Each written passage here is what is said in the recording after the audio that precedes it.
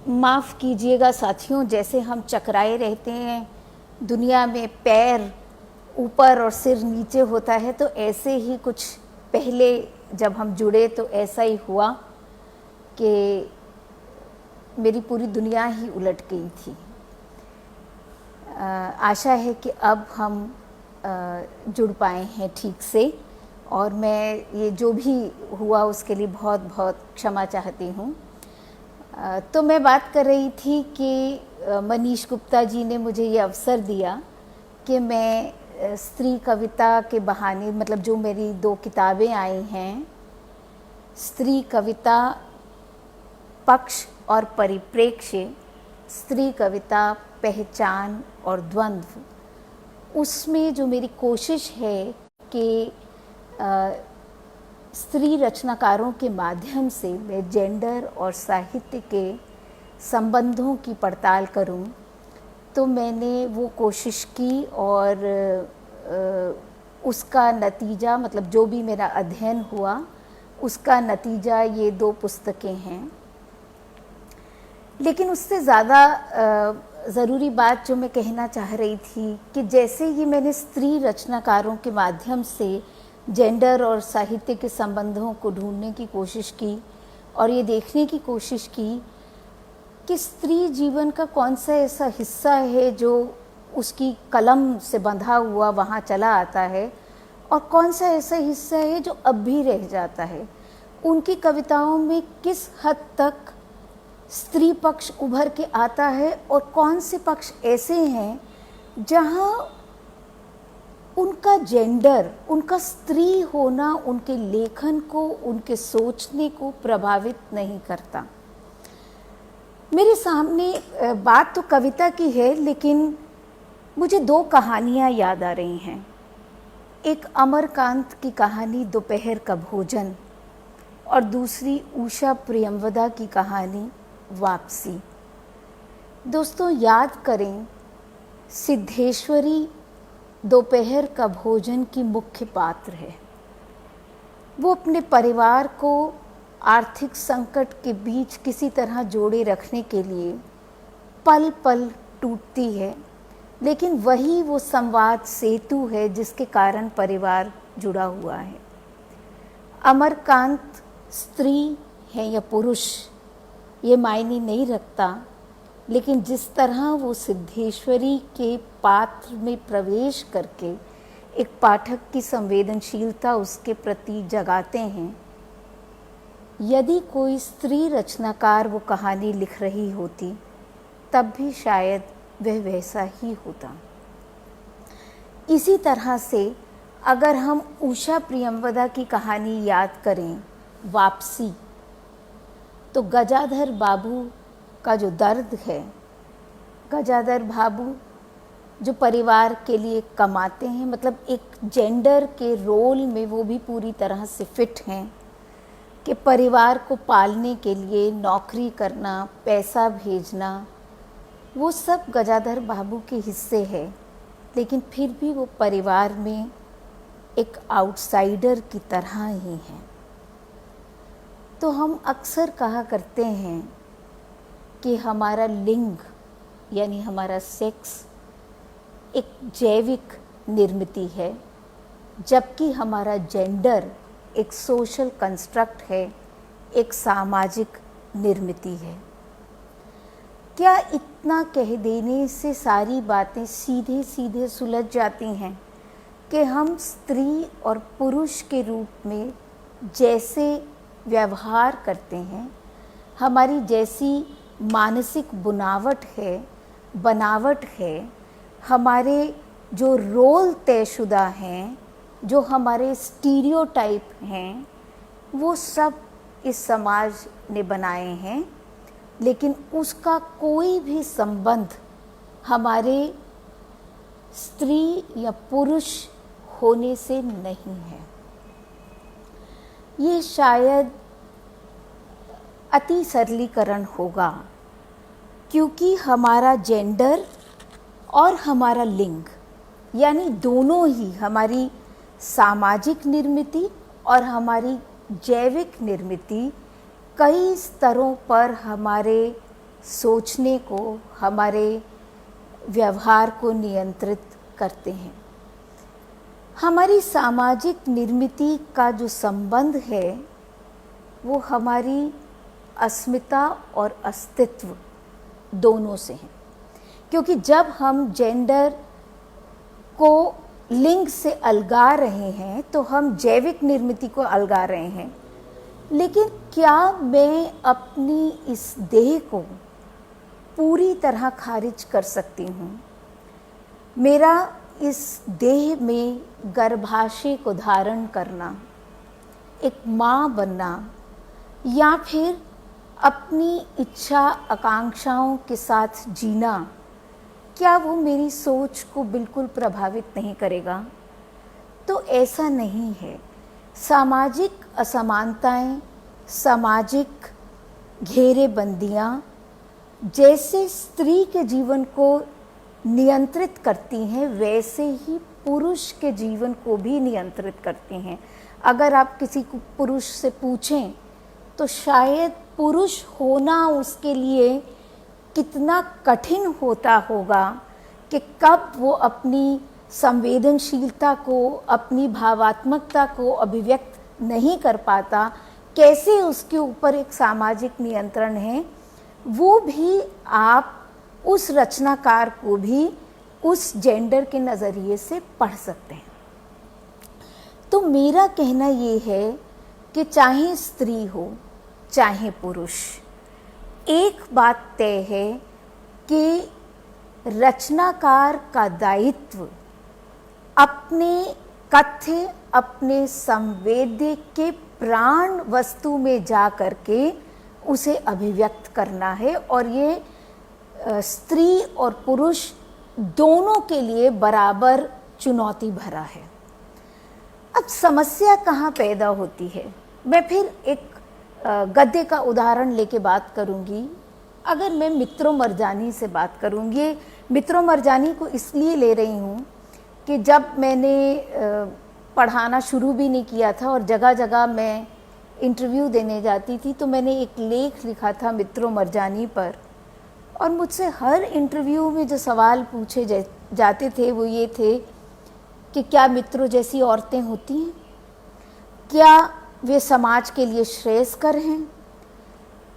या फिर दूसरी तरफ के सवाल थे कि क्या किसी और स्त्री रचनाकार ने ऐसी औरत की रचना कर, मतलब कृष्णा सोपती के लिए उन्होंने बहुत साहस का काम किया है कि वह कृष्णा सोपती को देखिए कि उनका लेखन जो है और किसी और पुरुष के लेखन से किसी भी तरह कमतर नहीं, क्योंकि वो ऐसी पात्र बना पाई हैं।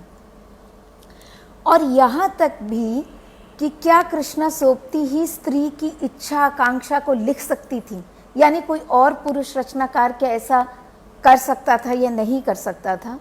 और हैरानी की बात ये थी कि इसी कारण से मित्रों मरजानी को जब शताब्दी के 100 उपन्यास जोड़े जा रहे थे तो मित्रों मरजानी को उसमें जगह मिली और ज़िंदगी नामा को नहीं।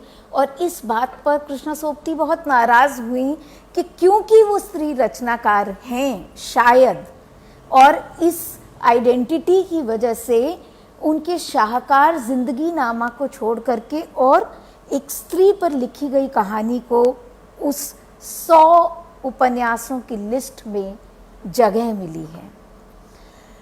तो कुल मिलाकर के बात जितनी सीधी दिखती थी उतनी सीधी है नहीं, और मेरे पास भी इस तरह के एक नहीं हजारों सवाल हैं अलग अलग रचनाओं को लेकर, और कोई रटे रटाए, कोई सीधे सादे कोई जवाब नहीं है।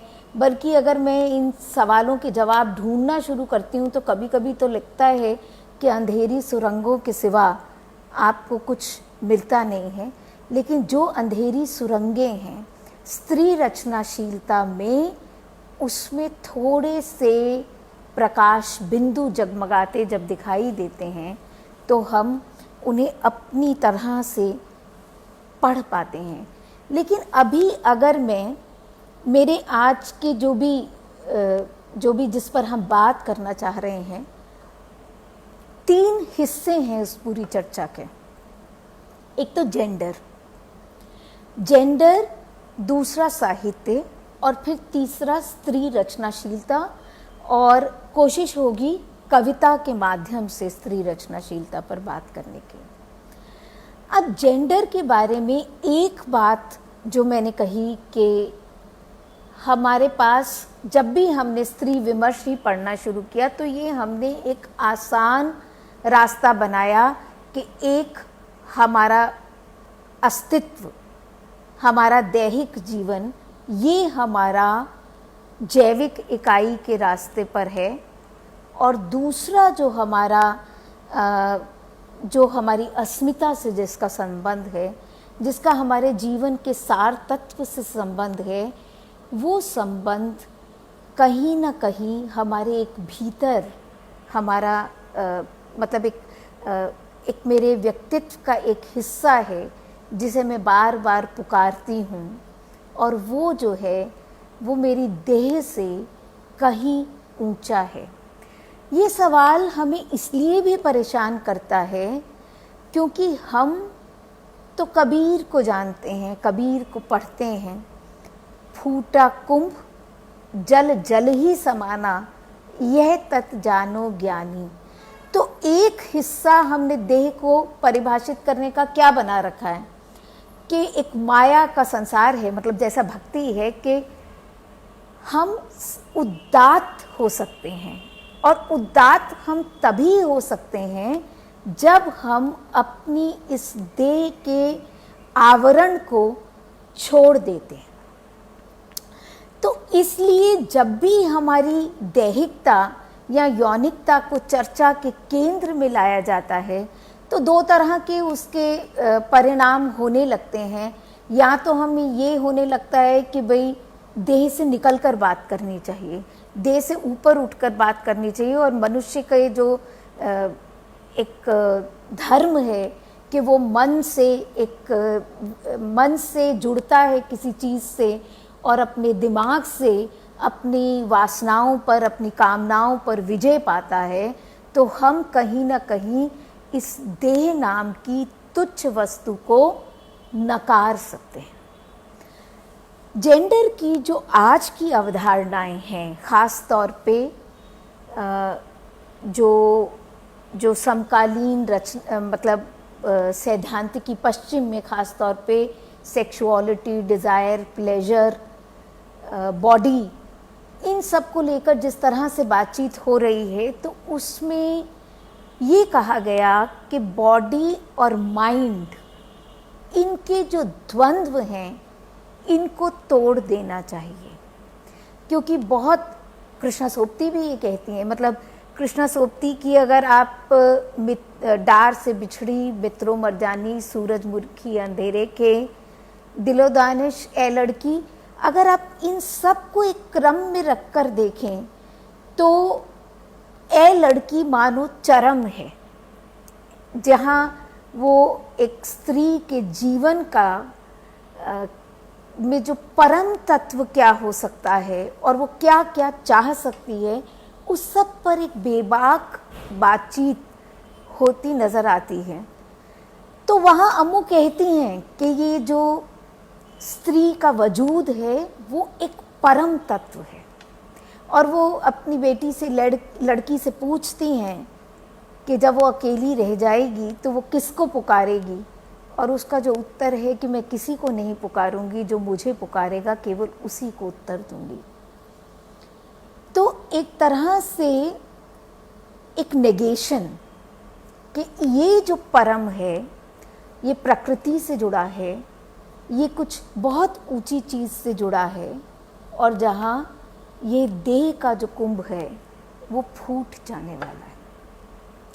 लेकिन जो जीवन की आकांक्षा का भोग है, केवल यौनिकता के स्तर पर नहीं, वो चिड़ियों को सुनने के स्तर पर, हवाओं को महसूस करने के स्तर पर, वो भी इस देह से ही जुड़ा है। तो यानी ये जो जेंडर का बाइनरी है, मतलब स्त्री और पुरुष को देह के लिंग के आधार पर अलग अलग कर देना, वो हमारे लिए एक संकट खड़ा करता है। इसीलिए माइंड और बॉडी का जो डिवाइड है उसको निरस्त करते हुए उसकी जो अनुगूंजें हैं जो शरीर के भीतर पैदा होती हैं, जिनको शरीर के माध्यम से ही ग्रहण किया जा सकता है, उसको स्वीकार किया गया। और उसी से यौनिकता की, सेक्सुअलिटी की जो समझ है वो कई दिशाओं में फैली। और हमारा ये जो पूरा LGBTQ का जो विमर्श है कि जो जैसा है, यानी अस्मिता क्या है कि मैं अपने आप को आवाज़ दूंगी, और जब मैं अपने आप को आवाज़ दूंगी तो मेरे भीतर से जो आवाज़ें आएंगी वो मेरी अस्मिता को डिफाइन करेंगी, ना कि सामाजिक चौखटे। लेकिन देह का दूसरा हिस्सा अस्तित्व से भी जुड़ा हुआ है, मेरे एग्जिस्टेंस से भी जुड़ा हुआ है, जैसे कि स्त्री देह का माँ बनना, जिस पर मैं पहले भी बात कर रही हूँ। तो साहित्य में इस जेंडर को हम कैसे समझें, क्या मतलब, अब अगर हम यौनिकता की बात करेंगे तो क्या फिर वो एक चौकटे बंधा स्त्री पुरुष के संसर्ग की यौनिकता है? क्या हम स्त्री पुरुष की जो बाइनरी बनती है और उससे जो हमारी जेंडर और सेक्सुअलिटी की समझ बनती है, तो क्या हम उसे उसी रूप में स्वीकार कर सकते हैं? तो ये जो नए विमर्श हैं ये एक नई तरह की संवेदनशीलता की मांग करते हैं। और ये संवेदनशीलता कि आप किस तरह से अपनी सोच का दायरा बढ़ा सकते हैं, किस तरह से जो जैसा है उसे वैसा स्वीकार करने की जो समझ है, जो उसके प्रति उसे वैसा होने देने की जो गुंजाइश है, ये जो अनुभव है ये साहित्य में कई स्तरों पर आया। और पिछले दिनों मैंने देखा कि ऐसी बहुत सी कविताएं सामने आई हैं, ऐसी बहुत सी रचनाएं सामने आई हैं जहां आकांक्षा या इच्छा को बहुत क्रूड स्तर पर नहीं, लेकिन एक महीन आंतरिक बुनावट के स्तर पर, एक महीन जिसे अपने मन और आत्मा से महसूस किया जा सकता है, उस आकांक्षा के स्तर पर अभिव्यक्त किया गया। और ये कर पाना कोई छोटी बात नहीं थी। मैं फिर से मित्रों की तरफ लौट जाती हूँ कि जहाँ वो ये कहती है कि सारे निर्वस्त्र होके और बैठ जाती है और कहती है कि मुझसे सुंदर भी कोई है। न जाने क्यों उसी समय मुझे नागमती पद्मावत की भी याद आ जाती है, जो आईने के सामने खड़ी होके और तोते से पूछती है कि बता मुझसे सुंदर भी इस दुनिया में कोई है। तो ये पूरी जद्दोजहद जो है वो अपनी अस्मिता को अपने एक ऐसे सौंदर्य बोध से परिभाषित करने की है जो बाह्य देह यष्टि पर टिका हुआ है। अब ये जो भाव है, ये जो स्त्री का अपनी ही देह को सहलाने का भाव है, ये कई जगह रचनाओं में आता है। जैसे सविता सिंह की एक कविता मुझे याद आती है, एक दिन वह सैर पर निकली। तो ये देह जो है ये साइट फॉर वायलेंस भी है। मतलब इस समाज में स्त्री की देह पर जितनी हिंसा होती है वो कहीं और नहीं होती, और वो उसे अपने, फिर सवाल ये है कि क्या वो उसे अपने अस्तित्व से निकाल के बाहर फेंक सकती है। तो एक दिन वह सैर पर निकली में एक ऐसी लड़की का, एक ऐसी स्त्री का वर्णन है जिसने अपने मन को ऐसे अनुभवों से धो दिया है। तो यानी देह से ही उसने उस हिंसा को महसूस किया और मन से ही उसने अपनी देह को धो दिया। तो हमारा जितना भी जेंडर डिस्कोर्स होगा वो इस सब को खारिज नहीं कर सकता। अनामिका की कविता याद आती है जिसमें वो पूछती है कि क्या ईसा मसीह को भी माहवारी के दिनों में ये करने की इजाज़त नहीं होगी? क्या ईसा मसीह भी ऐसे ही अनुभव से गुज़रते होंगे? नीलेश रघुवंशी की पहली रुलाई की डायरी याद आती है जहाँ वो माँ होने को महिमा मंडित नहीं कर रही, वो ठीक उस क्षण में जब वो प्रजनन पीड़ा से गुजर रही है तो कहती है नरक, ये तो नरक है। तो ये भी उसकी देह से जुड़े हुए सवाल हैं जो जेंडर डिस्कोर्स का हिस्सा है। तो मेरा कहना ये है कि लिंग के साथ साथ ये बहुत सारे अनुभव हैं जो जिन्हें जेंडर प्रभावित भी करता है और नियंत्रित भी करता है। लेकिन अगर फिर से एक बार जेंडर के सामाजिक निर्मिति होने की तरफ लौटें तो स्त्री के पुरुष के बीच जितनी लैंगिक असमानताएं हैं उनका कहीं ना कहीं जेंडर की वजह से, जेंडर की समझ से ही हम उन असमानताओं से रूबरू होते हैं। फिर चाहे जिसे अनामिका ने अपनी कविता में आसानी से रख दिया कि राम पाठशाला जा राधा झाड़ू लगा, तो या फिर नीलेश ने या सविता सिंह ने, कात्यायनी ने, गगन गिल ने, तमाम रचनाकारों ने जो स्त्री रचनाकार थी हैं कहीं न कहीं इस असमानता को अनुभव किया है। इसीलिए जेंडर का जितना भी विमर्श है, पितृसत्ता उसका एक अनिवार्य संदर्भ बिंदु है। पितृसत्ता की तमाम बातों में परिवार की एक खास भूमिका है। अभी पिछले दिनों में फिर से कृष्णा सोपती को पढ़ रही थी और 58 में लिखी हुई डार से बिछड़ी पर फिर से ध्यान गया। तो जो माँ अपने घर से चली गई है, वो माँ की बेटी जब इस वजह से दौड़ आई है कि नहीं तो उसे मार दिया जाएगा परिवार की इज्जत बचाने के लिए, वो माँ कहती है कि क्या मैं एक कम थी अपने वीरों की पगड़ी को केस कलंकित करने के लिए या उनका सिर नीचा करने के लिए कि तुम भी ऐसे कर पाए। तो मतलब उस माँ में जो दहशत है कि पारिवारिक मर्यादा को, जैसे कि स्त्री की यौन शुचिता, नैतिकता का जो ढांचा बनता है वो इतना ज़बरदस्त है कि उससे निकल पाना, मतलब एक स्त्री को अपने आप से ही जूझना पड़ता है।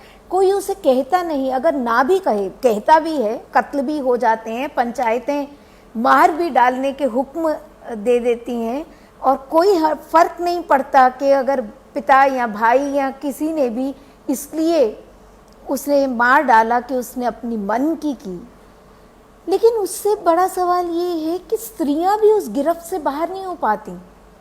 अपने मन को इस स्थिति के लिए तैयार करना बहुत मुश्किल हो जाता है। यानी एक परिवार और पारिवारिकता का जो ढांचा है, तो ये परिवार को बचाए रखना, ये भारतीय संदर्भ में एक खास तरह से, और हमने मातृत्व को और परिवार को और नैतिकता को और शुचिता को इतना महिमा मंडित किया कि उसमें हमें स्त्री की जो अपनी आकांक्षा की आवाज़ें हैं, अपनी उसकी मतलब अगर वो अपनी इच्छाओं में अपनी संज्ञा ढूंढती है तो वो कहीं सुनाई ही नहीं पड़ता। साहित्य की सबसे बड़ी ये कहना चाहिए कि एक बड़ा योगदान है कि उसने हमें ऐसे पात्रों से, ऐसी भाव स्थितियों से, ऐसे विचारों से रूबरू कराया जहाँ स्त्री अपने वजूद को आवाज़ देती है। ये जो भारतीय संदर्भ की पारिवारिकता है, एक तरफ तो ये जो पारिवारिक हिंसा है उसको हमेशा ढकने की कोशिश करती है, लेकिन इसका एक और पक्ष भी है।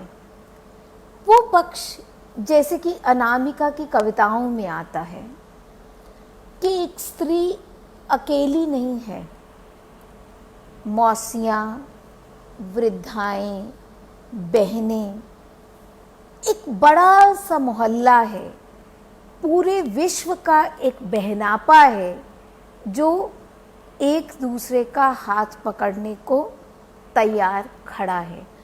तो यानी औरतों की दुनिया एक बड़ी दुनिया बन गई है और उस दुनिया में सबने एक तरह की साझेदारी महसूस की है। जो तमाम फेमिनिस्ट डिस्कोर्स हैं वो कहीं ना कहीं इस तथ्य को रेखांकित करते हैं।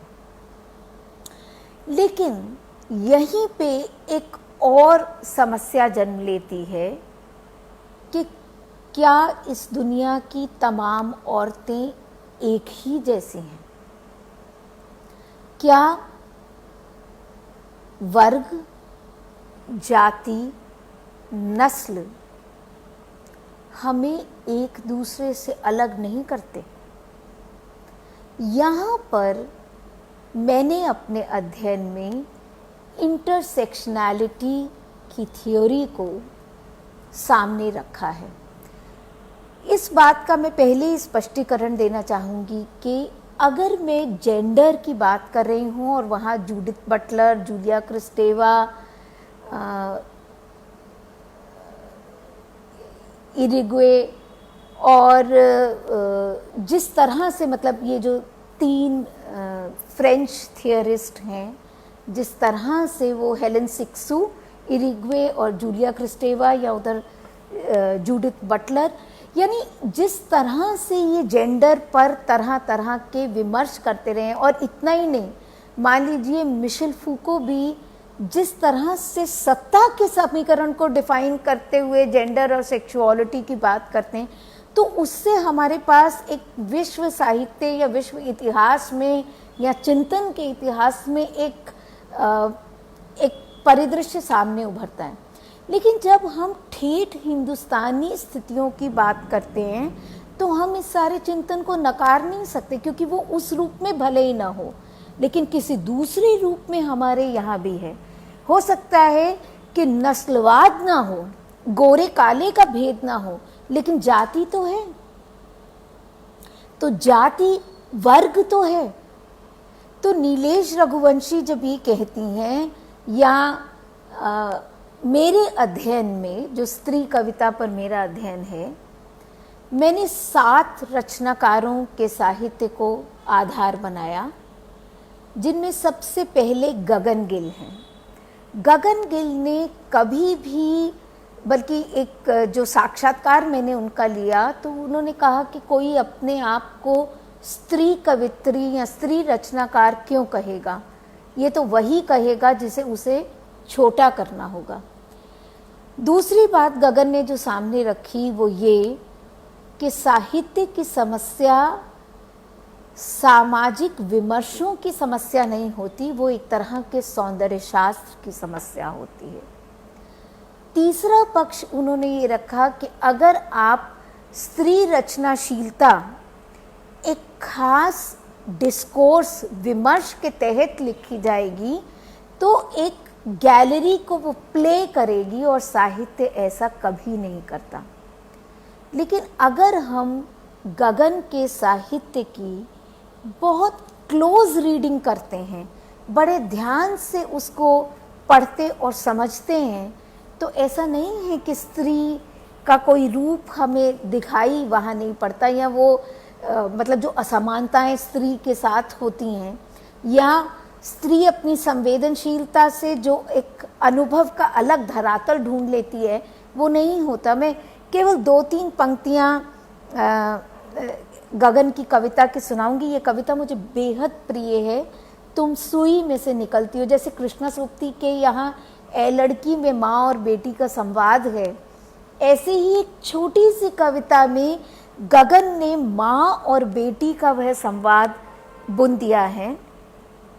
तुम सुई में से निकलती हो, मैं धागे में से माँ, कभी सुई में से मैं, धागे में से तुम, कौन सी बखिया माँ हम सिले जा रही सदियों से, कौन सा ये टाका पूरा होने में नहीं आता, कब उतरेंगे सितारे मैली अपनी चादर पर, खिलेगा कोई फूल अपनी इस फुलकारी पर, कब ओढ़ेंगी हम चांद और पंछी।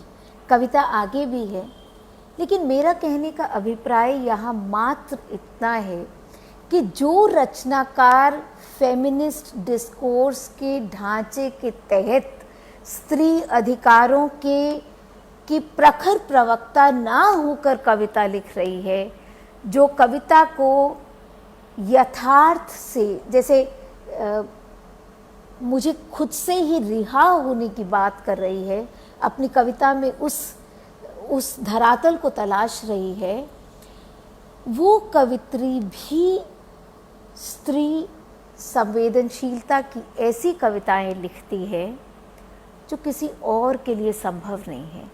जिस तरह से वे लड़की के उदास होने की, उसकी जीभ काट लिए जाने की बात करती है, वो उस पूरे सामाजिक यथार्थ को अपनी कविता में बुन दे रही है, जो असमानताओं पर खड़ा है, जो स्त्री के साथ तरह तरह की हिंसा करता है। अब दूसरी तरफ कात्यायनी मेरे इस अध्ययन में शामिल हैं। कात्यायनी ने फिर से भले ही एक ऐसी कविता, हॉकी खेलती लड़कियां या फिर 7 भाइयों की बहन चंपा की कहानी कात्यायनी ने अपनी कविताओं में हमें सुनाई है, लेकिन उसके बावजूद भी कात्यायनी ने अपनी कविता को एक सामाजिक और पॉलिटिकल पैराडाइम में ढालना ज़्यादा उचित समझा है। नागरिक अधिकारों की बात की है, एक एक्टिविस्ट की लड़ाई लड़ी है, तो उनकी कविता का तेवर भी अलग है। अनामिका और सविता सिंह ने स्त्री रचनाशीलता के माध्यम से स्त्री रचनाकारों के लिए वो ज़मीन तलाशी जिसके आधार पर एक नई दुनिया बन रही है, एक नई दुनिया जहाँ वो अपनी पीड़ा भी अभिव्यक्त करती है, लेकिन जहाँ वो उस पूरे सिस्टम में जो छोटे छोटे छेद हैं, छोटे छेद किस नाते कि आप जो धर्म निभा रहे थे वो सारा तोड़ते हुए वो किस तरह से आपको, जैसे अनामिका की एक कविता है फर्नीचर, उसका जिक्र मैंने कई बार किया है, लेकिन ये कविता के बिंब से शायद मैं बाहर नहीं निकल पाती हूँ, क्योंकि ये एक स्त्री रचनाकार ही लिख सकती थी। मैं रोज़ उनको झाड़ती हूँ, लेकिन वे मुझे कभी नहीं झाड़ते। कितनी साधारण सी पंक्ति है, लेकिन स्त्री के जीवन का कितना बड़ा इतिहास है। तो सविता सिंह हो, अनामिका हो, दोनों की कविता में उस पितृसत्ता का जो अस्वीकार है और एक ये जो भावना है कि अब जो नए ज़माने की स्त्री है वो अपने जीवन का इतिहास खुद लिखेगी, इसने स्त्री रचनाशीलता को, स्त्री कविता को एक नई ज़मीन दी है। और उसी ज़मीन पर आगे की रचनाकार आगे बढ़ी हैं। और हैरानी की बात ये है कि जो आगे की रचनाकार हैं, उनके बाद की जो पीढ़ी है, उसमें कुछ लोगों ने तो ये तेवर कविता का अपना लिया कि वो पितृसत्ता के खिलाफ बात करेंगी, ये या फिर स्त्री अधिकारों की बात करेंगी, स्त्री की मुक्ति की बात करेंगी, या ऐसे बिंब समेटेंगी जिन बिंबों में बहुत ज़्यादा स्त्री शोषण के रूप नज़र आते हैं। अभी कल ही मैंने एक कविता पढ़ी, शायद श्रुति नाम ध्यान से नहीं, श्रुति पांडे हैं या श्रुति प्रकाश हैं, उनकी एक कविता थी कि सारी औरतों को एक दिन हड़ताल पे चले जाना चाहिए इतवार के दिन, और जब वो हड़ताल पे चली जाएंगी तो उन्हें खाते हुए 4 बार नहीं उठना होगा, वो अपने दोस्तों के साथ कुछ समय बिता पाएंगी, वो अपना कोई फिल्म देख सकेंगी, कोई किताब पढ़ सकेंगी और अपने मन का, मतलब एक तरह से अपने मन का कर सकेंगी।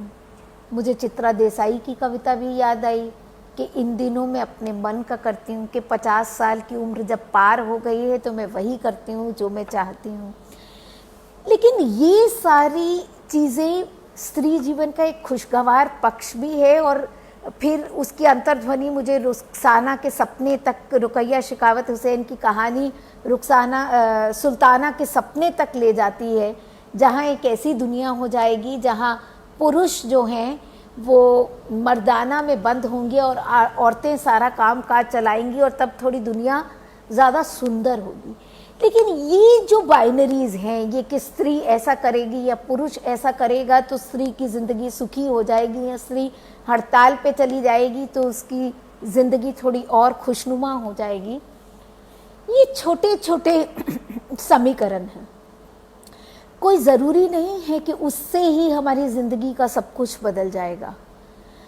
वो एक पक्ष तो है भारतीय पारिवारिकता का, और लेकिन उससे कहीं बड़े सवाल भी हैं जेंडर को लेकर।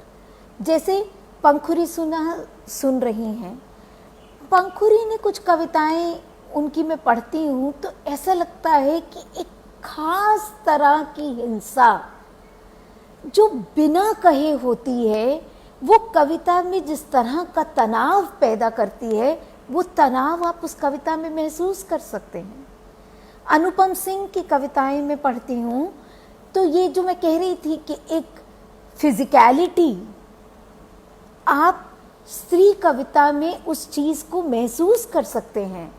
तो यानी ये आसान समीकरण नहीं है कि एक बार जोर की स्त्री ने आवाज़ बुलंद कर दी कि अब वह नहीं सहेगी, कि जैसे कि हम एक झंडा बरदार आंदोलन में शामिल होते हैं और कहते हैं कि ये अब और नहीं चलेगा, तो एक बार स्त्रियों ने ऐसे कुछ गोल बंद हो के कह दिया कि ये ऐसा नहीं चलेगा, तो उससे उनकी ज़िंदगियाँ बदल जाएंगी। क्योंकि हर व्यक्ति को जैसे अपने तई अपने आप को परिभाषित करना पड़ता है, ऐसे ही हर पुरुष और हर औरत को भी कुछ चीज़ें हैं जो उसकी ज़िंदगी में, उसकी निगाह में सबसे ज़रूरी हैं, उसे उन्हें पहचानना होता है, उन्हें स्वीकारना होता है। और हर एक औरत की मुक्ति जो है वो दूसरी औरत की मुक्ति से अलग हो सकती है। यही दलित और आदिवासी स्त्रियों का भी हस्तक्षेप आप कविता में देखते हैं। मैंने दलित रचनाकारों की कविताएं पढ़ी, रजनी तिलक ने एक संकलन बनाया, उसमें अलग अलग कविताएं हैं, लेकिन उसकी भूमिका में उन्होंने साफ लिखा कि अगर कभी हमसे पूछा जाएगा कि हम जाति की लड़ाई या लिंग की लड़ाई में पहले किसे चुनेंगे, तो हम जाति की लड़ाई को चुनेंगे, और वहाँ हम अपनी जाति के पुरुषों के साथ, जिनको कि उसी तरह गुलाम बनाया जाता है, हम उनके साथ खड़े होना पसंद करेंगे। आदिवासी कवित्रियों ने ये आदिवासी जीवन की जो विडंबनाएं हैं, जो स्त्री होने के कारण उनका अपना वर्ग तथा समाज मिलके जिस तरह उनका शोषण करता है, बलात्कार उनके जीवन की जैसी सच्चाई है, उसके खिलाफ निर्मला पुतुल ने आवाज़ उठाई। तो यही इंटरसेक्शनैलिटी की थ्योरी है कि आप क्या कह रहे हैं, आप कहाँ से कह रहे हैं, ये सब बातें बेहद ज़रूरी हैं। यानी आपकी सामाजिक स्थिति और आपकी भौतिक उपस्थिति, आपका ये दो महत्वपूर्ण तत्व हैं जिनको कि हर स्त्री को अपनी तरह से नेगोशिएट करना होता है। देखिए इसमें भी फिर अलग अलग हो जाता है। जैसे आदिवासी कवित्री हैं तो सब एक वर्ग नहीं है। निर्मला पुतुल ने अगर स्त्री की स्थिति को लेकर इतनी सारी कविताएं लिखी, तो जयसंता करकेटा जो उनके बाद की या उनसे युवतर हैं, उसके यहाँ आदिवासी जीवन का सबसे बड़ा सवाल धरती के शोषण का है, प्रकृति के शोषण का है, तो वहाँ वो भी बदल जाती है। दलित जीवन में भी जिस तरह रजनी तिलक, सुशीला टाकपुरे लिख रही हैं, उस तरह रजनी अनुरागी नहीं लिख रही हैं। तो कुल मिलाकर के जेंडर को हर रचनाकार अलग अलग ढंग से सिचुएट कर सकते हैं। पुरुष रचनाकार भी, क्योंकि जिन पुरुषों ने स्त्रियों पर रचनाएं लिखी हैं, उन्होंने भी अपने आप को एक स्त्री की जिंदगी में कैसे सिचुएट किया है, उससे ही ये तय होगा कि उनकी कविता स्त्री के प्रति कितनी संवेदनशील है। उनके यहाँ जो संवेदना है वो किस तरह से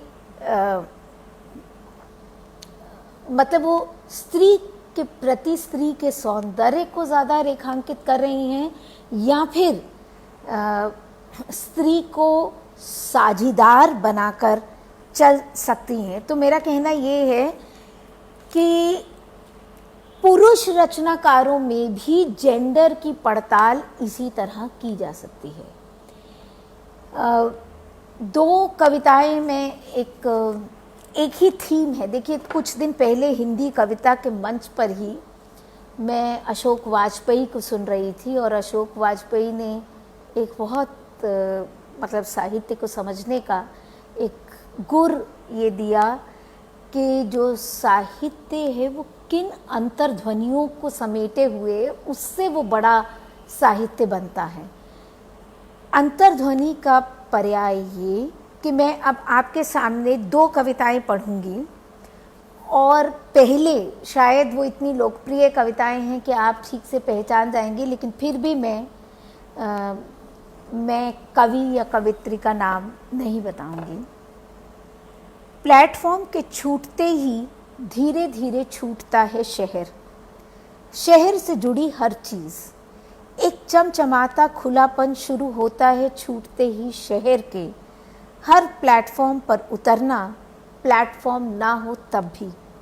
क्या हुआ, रुक क्यों गई, पिट गई क्या, जैसे अनगिनत सवालों की झड़ी।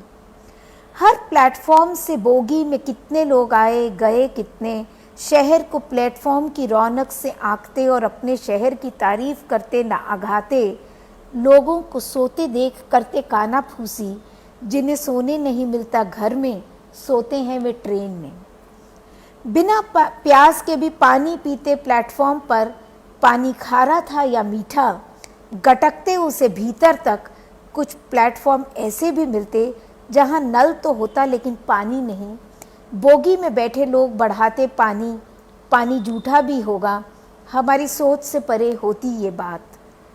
कुछ एक क्षणों की वे घोर आवारगी, धुआं छोड़ते इंजन, प्लेटफॉर्म पर लगे नल, पानी के स्वाद के बारे में बताया जिन्होंने।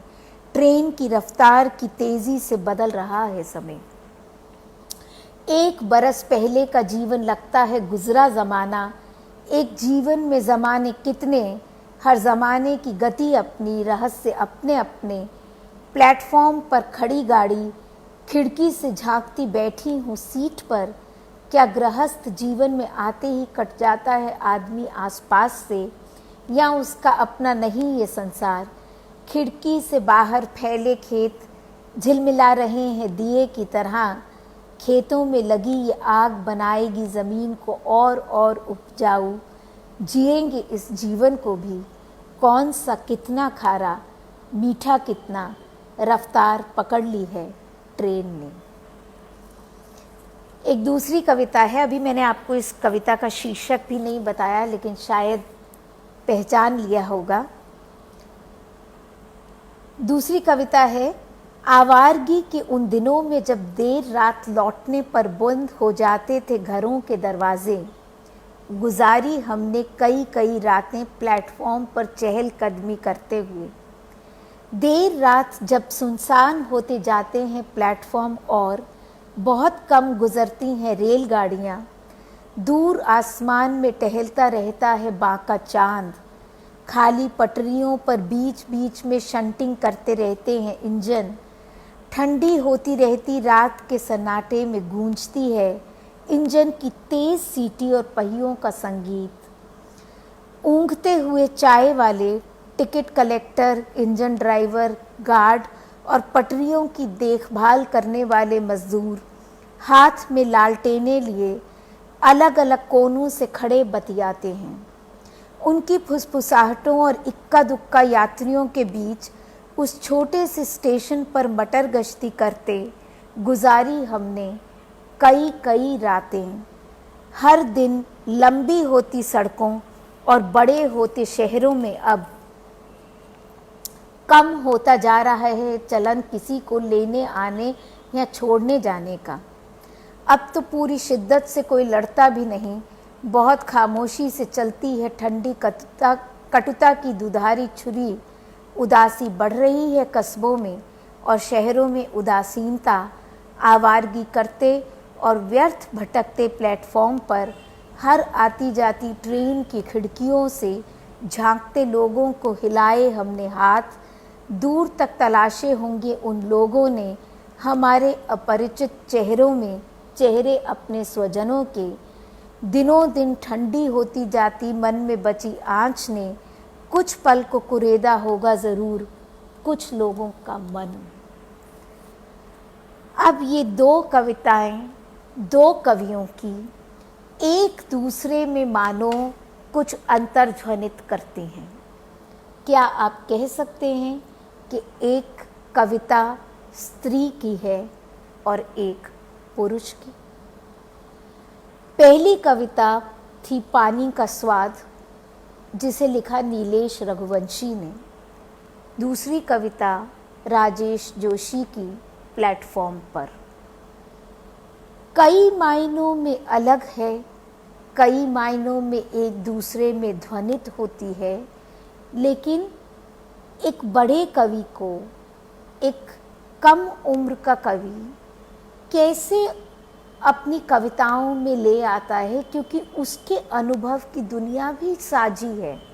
वो स्त्री है या पुरुष, ये उसे विवश नहीं किया गया अगर कि वो स्वेटर बुनना सीखे या सीखे सिलाई की मशीन चलाना, तो उसने बुन लिए हैं अपनी कविता में ये शब्द। तो मेरा कहना ये है कि जेंडर और साहित्य जुड़े भी होते हैं और एक दूसरे से मुक्त भी होते हैं।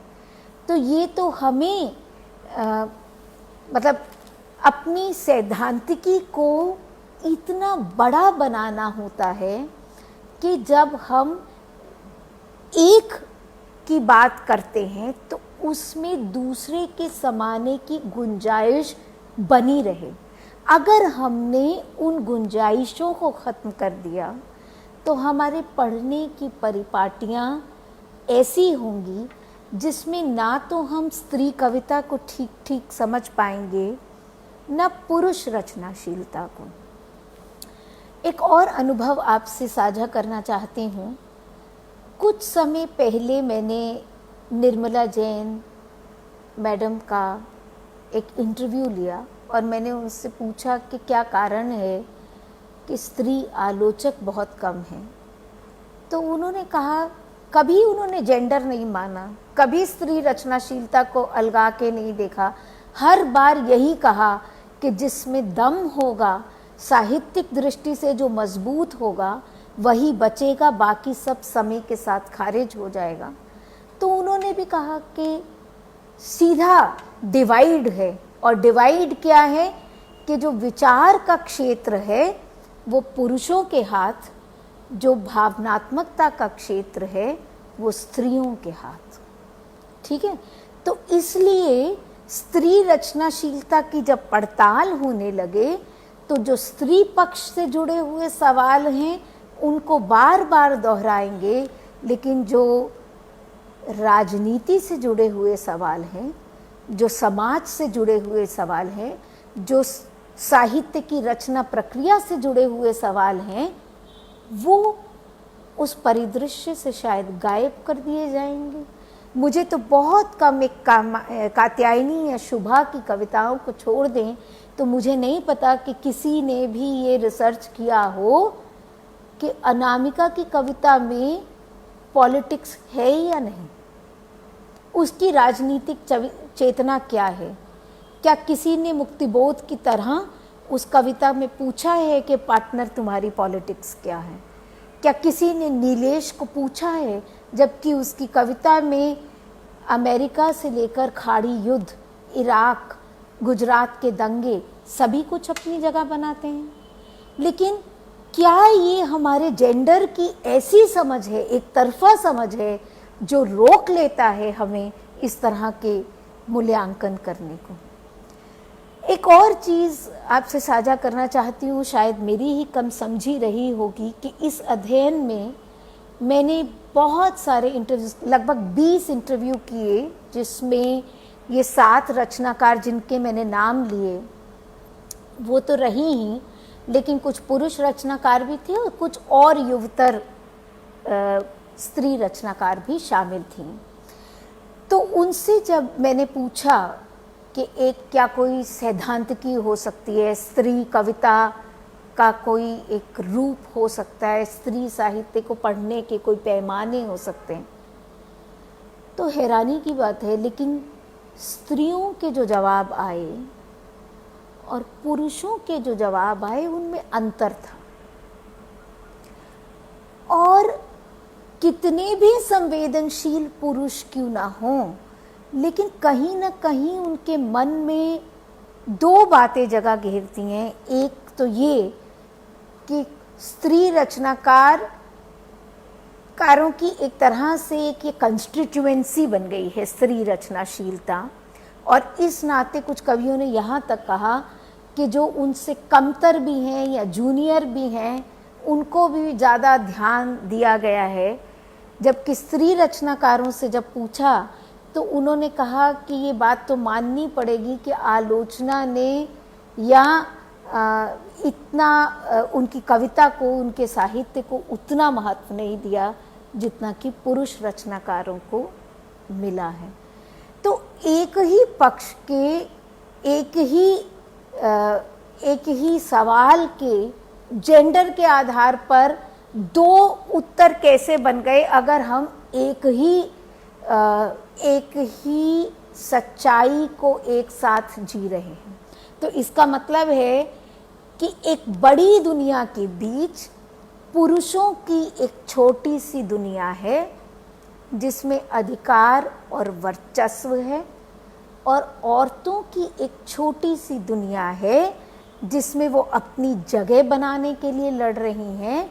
लेकिन सवाल ये है कि जब ये ताकत उनके हाथ होगी तो क्योंकि वे स्त्री हैं तो वो हमेशा संवेदनशील रहेंगी, या उनके व्यवहार में, उनके लेखन में कुछ ऐसे बिंदु उभरने लगेंगे जो उसी तरह सत्तात्मक होंगे, चाहे वो मातृ सत्तात्मक समाज की प्रतिष्ठा ही क्यों ना करते हों। यानी बड़ी चुनौती क्या है? जेंडर को बदलने की नहीं है, बड़ी चुनौती है जो सत्ता के, जो वर्चस्व के चौखटे हैं उन्हें तोड़ने की है। तो क्या जेंडर की समझ उन चौखटों को तोड़ने में मदद करती है? इसका कोई सीधा जवाब मेरे पास नहीं है, लेकिन फिर भी जो मेरा अध्ययन है, जो मैंने समझा बूझा है, मैं ये मानती हूँ कि अगर हम नागरिकता की कसौटी को एक स्वतंत्र लोकतांत्रिक देश में एक नागरिक के जो अधिकार हो सकते हैं, अगर हम उस नागरिकता की संकल्पना को मजबूत करें तो संभवतः इस तरह के लिंग के, जाति के वर्ग के जो बाहरी समीकरण हैं, जो बाहरी सीखचे हैं, वो अवश्य ही टूट सकते हैं, निरस्त हो सकते हैं, कमज़ोर पड़ सकते हैं, ऐसा मेरा मानना है। और यही इस अध्ययन से मुझे लगातार मेरी सोच इस दिशा की तरफ ही बढ़ रही है। लेकिन ये अंतिम है, स्थायी है, निष्कर्ष है, एब्सोल्यूट है, यही सारी मतलब यही निचोड़ है, ऐसा मैं नहीं मान सकती। और हो सकता है वक्त के साथ साथ ये सारी चीज़ें बदलती जाएं और हम कुछ और जानें, बूझें या इस सारी चेतना को नए सिरे से फिर से टटोलें। धन्यवाद। ये तो मेरी अपनी ओर से रहा, लेकिन अगर इस बीच कुछ सवाल हैं, यहाँ मैं अपने चैट बॉक्स में देख रही हूँ, तो उन पर बातचीत करना मुझे अच्छा लगेगा। सबसे नीचे जो सवाल है वो विनीता सिन्हा जी का है, जो मेरी साथी हैं और कॉलेज में मेरे साथ पढ़ाती हैं। लेकिन मतलब उनसे इन चीज़ों पर बातचीत होती रहती हैं। वो पूछ रही हैं, Doesn't Anamika deconstruct binaries of all sorts in her poems? Would love to hear your views. हाँ और ना एक साथ, क्योंकि अनामिका की कविता और अनामिका का चिंतन दोनों एक दूसरे को समृद्ध करते हैं, ऐसा मैं मानती हूँ। दोनों एक दूसरे के पोषक हैं। अनामिका की कविताओं में मतलब अनामिका कहती हैं कि चटाई बिछाई है और उस चटाई पे स्त्री पुरुष समाज के जितने भागीदार हैं वो सब साथ होंगे और साथ होने पे ही समाज का विकास हो सकता है।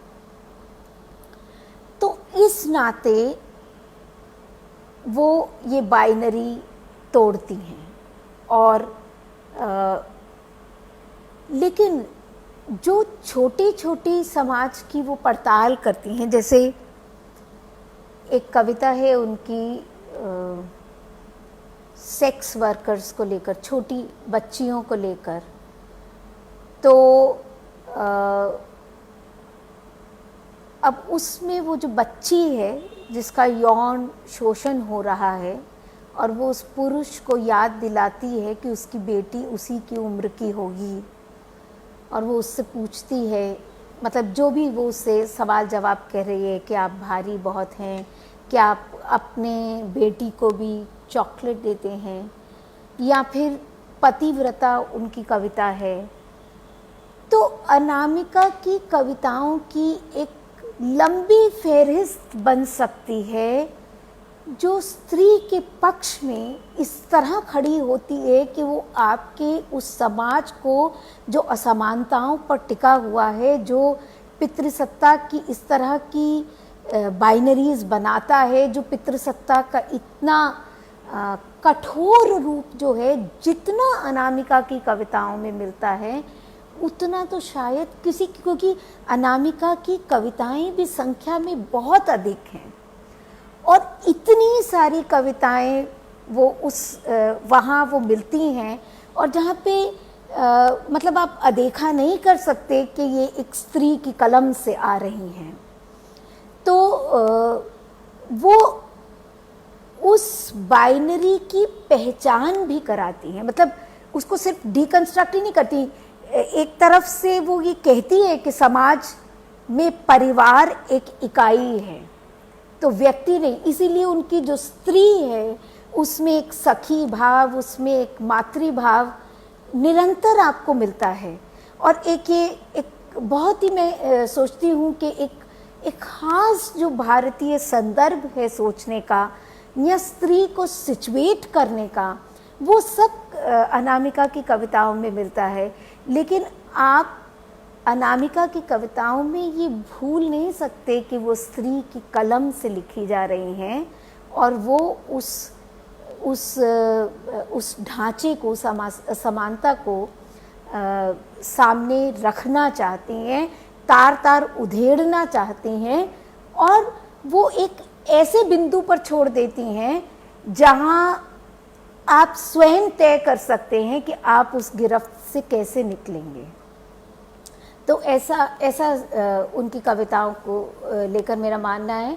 और उसमें फिर और बहुत सारे तत्व जुड़ जाते हैं, लोक साहित्य, परंपरा, इस तरह के सवाल जुड़ जाते हैं।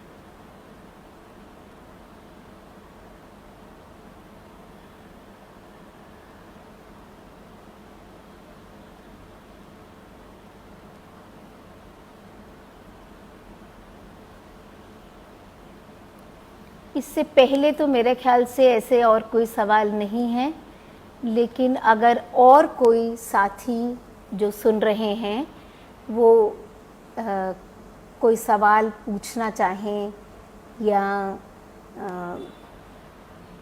कोई कविता सुनने की ख्वाहिश हो। अमीशा नेजा पूछ रही हैं, power structures are gender neutral, इस बात पर थोड़ा प्रकाश डालिए।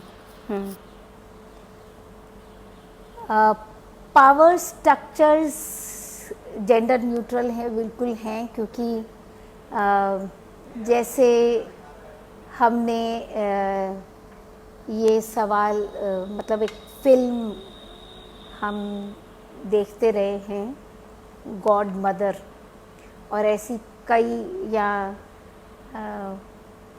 बैंडिट क्वीन, मतलब ये तो उदाहरण मैंने ऐसे लिए कि जहाँ जो ताकत है वो भयंकर शोषण के बाद स्त्री को इस तरह बदल देती है कि जिसे वह बदलने चली थी वो स्वयं उसकी सूत्रधार हो जाती है। लेकिन ये स्थिति केवल स्त्री और पुरुष में ही नहीं है, ये स्थिति आप जितनी भी तरह के असमानताएं होती हैं और जहाँ बहुत अधिक शोषण होता है, तो वो पावर स्ट्रक्चर्स जो हैं वो जेंडर न्यूट्रल, सिर्फ जेंडर ही नहीं बल्कि वो सारी तरह की जो असमानताएं हैं उनको तोड़ने के लिए कटिबद्ध हो जाते हैं।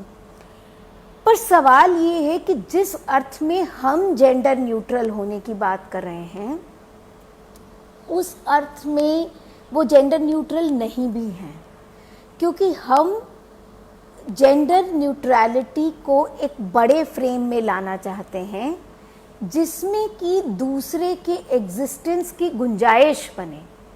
तो उस तरफ से हम देखें तो ये पावर स्ट्रक्चर्स जो हैं वो जेंडर न्यूट्रल होंगे या नहीं होंगे, या उसमें भी शायद थोड़ा तत्व आपके जेंडर का रहेगा या वो उसको प्रभावित करेगा। तो जैसे मैंने पहले ही कहा कि जेंडर की अवधारणा जो है वो प्रभावित भी करती है और नियंत्रित भी करती है। तो कुछ समय के लिए हो सकता है कि ऐसा आभास हो कि उतनी ही निर्दयता है, लेकिन जेंडर न्यूट्रल में दया के साथ और संवेदनशीलता के साथ भी जेंडर न्यूट्रल हुआ जा सकता है। तो ये कहना कठिन है कि सारे पावर स्ट्रक्चर्स जो हैं वो जेंडर न्यूट्रल हैं, क्योंकि जेंडर न्यूट्रल होना जेंडर का नेगेशन नहीं है। जेंडर न्यूट्रल जेंडर नेगेट नहीं करना है, क्योंकि जैसे कि ह्यूमन राइट्स हैं तो ह्यूमन राइट्स सभी के लिए हैं, लेकिन अगर ये वैसे ही है कि बस में या मेट्रो में अगर एक स्त्री के लिए कुछ सीट रिजर्व्ड हैं, तो अगर हम बराबरी चाहते हैं तो हम रिजर्व्ड सीट क्यों चाहें? तो अगर हम जेंडर न्यूट्रल होना चाहते हैं तो रिजर्व सीट नहीं चाहिए? नहीं, ऐसा नहीं है। जेंडर को स्वीकार करके जेंडर न्यूट्रल हुआ जा सकता है। तो अगर वो माँ बनती है और उसे 6 महीने की मैटरनिटी लीव चाहिए, तो ये ह्यूमन राइट्स का, ये विमेन राइट्स एक सबसेट होंगे। तो जैसे जेंडर न्यूट्रलिटी है, उसमें कई सब सेट्स होंगे, तो पावर स्ट्रक्चर को हम उस तरह से, मतलब पावर किसी जगह पर जेंडर न्यूट्रल हो सकती है लेकिन हमेशा नहीं। तो हमें उसकी मतलब उसे एक अलग डायरेक्शन से हमें उसको सोचना पड़ेगा, और जेंडर न्यूट्रल की अवधारणा को भी हमें फिर से समझना पड़ेगा।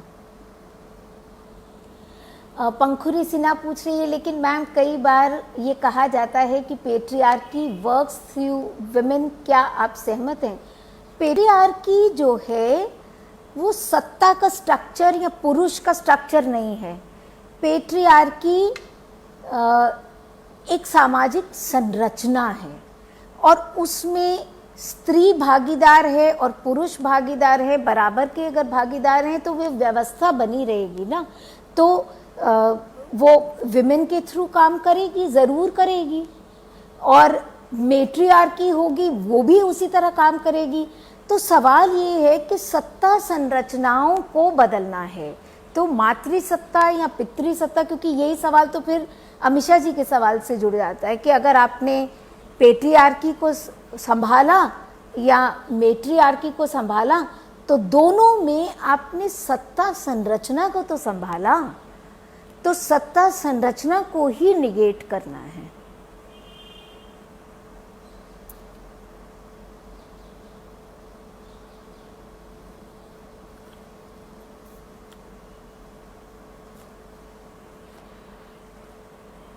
तो साथियों, बहुत खुशी हुई आपसे जुड़कर। एक बार फिर से मनीष जी का आभार, और हिंदी कविता के पेज पर मैं लगातार इतने दिनों से बहुत अच्छे डिस्कशन सुन रही हूँ, कहीं उनमें स्वयं को भी जुड़ा हुआ पाती हूँ। आज आप सबसे बातचीत करने का ये अवसर मुझे मिला, इसके लिए बहुत बहुत धन्यवाद, बहुत आभार, नमस्कार।